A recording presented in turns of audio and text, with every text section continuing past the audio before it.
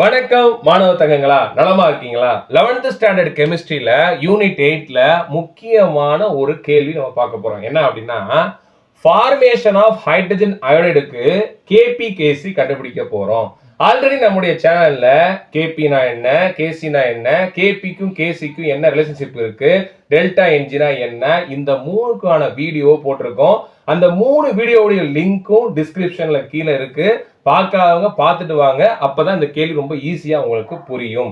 இது ஒரு book inside question.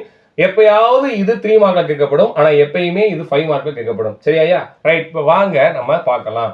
இதுதான் வந்து பாத்தீங்க அப்படின்னா ஃபார்மேஷன் ஆஃப் ஹைட்ரஜன் அயோடைடுடைய ஈக்லிபிரியம் ரியாக்ஷன். என்ன ஆகுது அப்படின்னா H2வும் I2வும் ரியாக்ட் ஆகி 2HI மாறுது. சரி வாங்க, இந்த டேபிள் நம்ம கண்டிப்பா போட்டாகணும்யா. அதாவது இனிஷியல் நம்பர் ஆஃப் மோல்ஸ், அதாவது ரியாக்ஷன் ஆரம்பிக்கும் முன்னாடி எவ்வளவு இருந்துச்சு, அடுத்து number of moles of reacted, எவ்வளவு நம்பர் ஆஃப் மோல்ஸ் ரியாக்ட் ஆகுது, அடுத்து number of moles at equilibrium, reaction நடந்த பிறகு எவ்வளவு ஈக்லிபிரியத்துல இருக்கு, அப்புறம் ஆக்டிவ் மாஸ் பார்க்க போறோம். ரொம்ப சிம்பிள், கவனிச்சுட்டே வாங்க. ஈஸியா நீங்க 5 மார்க் எடுத்துடலாம். சரி, நம் இனிஷியல் நம்பர் ஆஃப் மோல்ஸ் ஆரம்பத்துல யார் மட்டும் தான் இருப்பா, நமக்கு H2வும் I2 தான். அதாவது ரியாக்டன் மட்டும் தான் இருக்கும், ப்ராடக்ட் இருக்காது. நான் உதாரணத்துக்கு என்ன பண்ணுவேன்னா AH2 இருக்கு, அதே மாதிரி BI2 இருக்கு அப்படின்னு சொல்லிக்கிறேன். HI இருக்குமா, இருக்காது. ரியாக்ஷன் ஸ்டார்ட் ஆகவே இல்லையே, இனிஷியல் ஆரம்பத்துல இவங்க மட்டும் தான் இருப்பாங்க. Right. Number of moles reacted, இந்த H2லயும் I2ல இருந்து எவ்வளவு நம்பர் ஆஃப் மோல்ஸ் ரியாக்ட் ஆக போகுது அப்படின்னா X number of moles react ஆக போகுது. இங்கே X number of moles react ஆக போகுது. இன்னும் HI ஃபார்ம் ஆகவே இல்லை நமக்கு. அடுத்து தேர்ட் ஒன் பாருங்க, number of moles at equilibrium. இப்ப ரியாக்ஷன் நடந்துட்டு இருக்குல்ல, அப்ப ஈக்லிபிரியத்துல எவ்வளவு நம்பர் ஆஃப் மோல்ஸ் இருக்கும் அப்படின்னு கேட்டிருக்காங்க. நல்லா தெரிஞ்சுக்கங்க. ஏல எக்ஸ் ரியாக்ட் ஆயிடுச்சுன்னா மிச்சம் எவ்வளவு இருக்கும் அப்படின்னா A minus X. நான் உதாரணம் சொல்றேன், 100ல 50 ரியாக்ட் ஆகுது, மிச்சம் எவ்வளவு சொல்லுவீங்க, 50. 100 minus 50. அதே மாதிரி A minus X இருக்கேன். அதே இது எவ்வளவு இருக்கும், B minus X. அப்ப இங்க இருந்து ஒரு X, இங்க இருந்து X, 2X, ஒரு 2X ரியாக்ட் ஆயிருக்கனால ஃபார்மேஷன் ஆஃப் HI எவ்வளவு இருக்குன்னா 2X இருக்கும். சரியா? அடுத்து ஆக்டிவ் மாஸ். ஆக்டிவ் மாஸ்ன்றது என்னது, N by V, number of moles by மொத்த வால்யூம் அதானே. அப்ப Nன்றது என்னது, இங்க A minus X by V. அதே மாதிரி என்னது, B minus X by V. அதே மாதிரி 2X by V. நம்ம ஆக்டிவ் மாஸ் என்னது, number of moles divided by volume. அதான் சார் இங்க எழுதிருக்கேன்.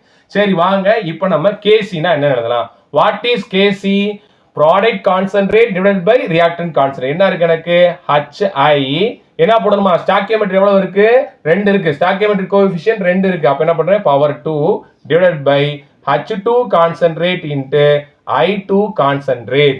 எழுதிட்டேனா? இப்போ அந்த கான்சென்ட்ரேட் இங்க இருக்கு, அதை கொண்டு வந்து இங்க சப்ஸ்டிட்யூட் பண்ண போறேன்.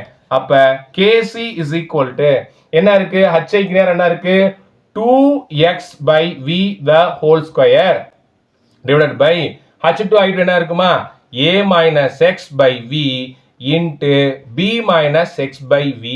புரிஞ்சு என்ன செஞ்சிருக்கேன்றது.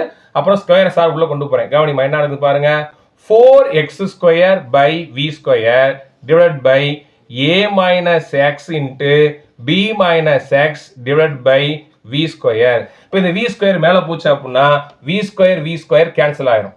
சரியா? கேன்சல் ஆயிருச்சுன்னா ரிமைனிங் என்ன இருக்கு நமக்கு, என்ன வரும், KC is equal to 4x square by A minus X into B minus X. இதுதான் KC. KC நம்ம கண்டுபிடிச்சிட்டோம். இப்போ என்ன பண்ணணும், KP கண்டுபிடிக்கணும். எப்படி சார் கண்டுபிடிக்கிறது, நமக்கு தான் தெரியும், ரிலேஷன்ஷிப் தெரியும். என்ன relationship, KP is equal to KC into RT delta NG. அப்ப நமக்கு என்ன தெரியணும், டெல்டா NG தெரியணும். சார் டெல்டா NGன்றது என்ன sir, number of moles of product minus number of moles of reactant. வாங்க எத்தனை பேர் இருக்கான்னு பார்ப்போம். ப்ராடக்ட் எத்தனை பேர் இருக்காங்க, நம்பர் ஆஃப் மோல்ஸ் 2. ரியாக்டன்ட் எத்தனை பேர் இருக்காங்க, நம்பர் ஆஃப் மோல்ஸ் 2. அப்ப என்னது, 2 minus 2 is equal to 0. அப்ப டெல்டா NG 0. அப்ப KP is equal to KC RT power 0. Any power 0 1. அப்ப what is KP? KP equal to KC.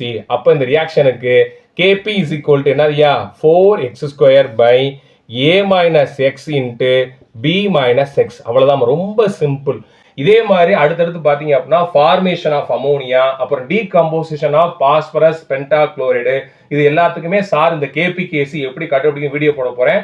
தொடர்ந்து நம்ம சேனல்ல இணைந்திருங்க. இது உங்க ஃப்ரெண்ட்ஸுக்கு ஷேர் பண்ணுங்க. மறக்காம நம்ம சேனலை சப்ஸ்கிரைப் பண்ணுங்க. நன்றி மாணவ தங்கங்களா.